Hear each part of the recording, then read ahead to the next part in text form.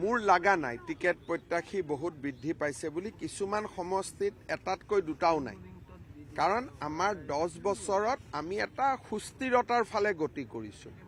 গতিকে বিজেপি এনেকুৱা এটা বৰ্তমান আমি এটা সুস্থিৰ পৰ্যায়ত আহিছোঁ যে অসমৰ আধাতকৈ বেছি সমষ্টিত প্ৰাৰ্থী এজনেই আছে। গতিকে মই নাভাবোঁ যে সংবাদ মাধ্যমে ভাল পায় যে প্ৰাৰ্থীৰ বহুত ভিৰ সংঘাত হৈছে, এনেকুৱা বাতৰিবোৰ ভাল পায়, কিন্তু মই নাভাবোঁ যে এইবাৰ আমি এনেকুৱা বাতৰি আপোনালোকক দিব পাৰিম। 10-12টা সমষ্টিত হয়তো ততোধিক প্ৰাৰ্থী থাকিব, কিন্তু 10 বছৰ চৰকাৰ চলাৰ পিছত 10 বছৰ এটা শাসকীয় দল হোৱাৰ পিছত পাৰ্টিটো এটা মেচিউৰিটি পায়। এতিয়া আমাৰ দলে সেই মেচিউৰিটিটো পাইছে।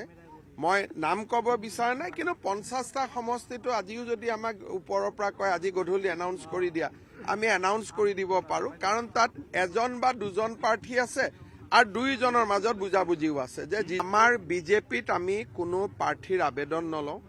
বিজেপিত নিজে কোনেও প্ৰাৰ্থী হ'ব নোৱাৰে।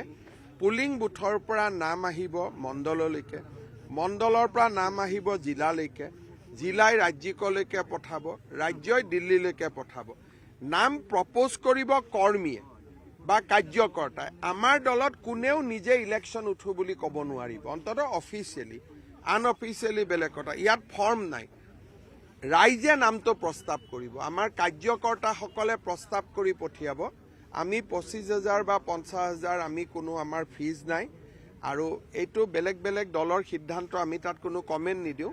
কিন্তু বিজেপিৰ নীতিটো হ'ল যে তলৰ পৰা নামটো ওপৰলৈকে আহি থাকিব।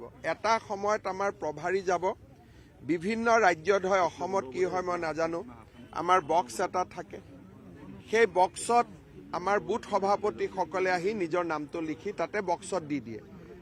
তেনেকুৱা ধৰণেও হয়, সেইটোক ৰাইচুমাৰি বুলি কয়, বা আমি হিন্দীত ৰাইচুমাৰিব কয়, অসমীয়াত আমি মত সংগ্ৰহ বুলি কওঁ। গতিকে বিজেপিৰ বিভিন্ন মডেল আছে। এইবাৰ কোনটো মডেল ল'ব মই নাজানো, কিন্তু যেনেকৈ ত্ৰিপুৰা, ঝাৰখণ্ড আদি ৰাজ্যত মই নিজে আছিলোঁ, তাতে বক্স এটা কৰা হয়।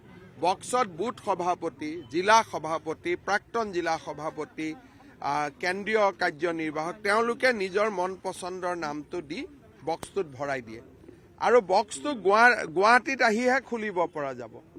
তেনেকুৱাও ব্যৱস্থা হয়। আৰু ব্যৱস্থা হয়, অবজাৰভাৰসকল যায়, বুথৰ সভাপতিসকলক অকলে লগ কৰে, যোনে যাৰ নাম কয় আমি লিখি লৈ আহোঁ। ইয়াত আলোচনা হ'ব।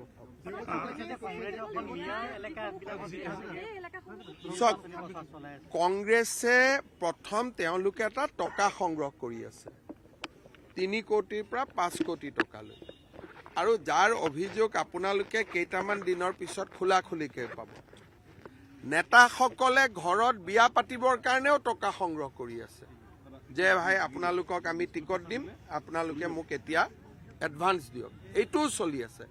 কিন্তু কোনকেইটা সমষ্টিত চলি আছে? 22ৰ পৰা 23টা। আমাৰ মিয়া সমাজৰ দুৰ্ভাগ্য যে তেওঁলোকে কংগ্ৰেছক ভোটো দিব লাগে, টকাও দিব লাগে। আপোনালোকে বুজি পাব, তেওঁলোকৰ দুৰ্ভাগ্য, ভোটো দিব আৰু টকাও দিব, আৰু এভিকশ্যনৰ সময়ত কংগ্ৰেছ দলে সহায়ো নকৰে। আজিও তেজপুৰত এভিকশ্যন আছে, কংগ্ৰেছ দলেতো সহায় নকৰে।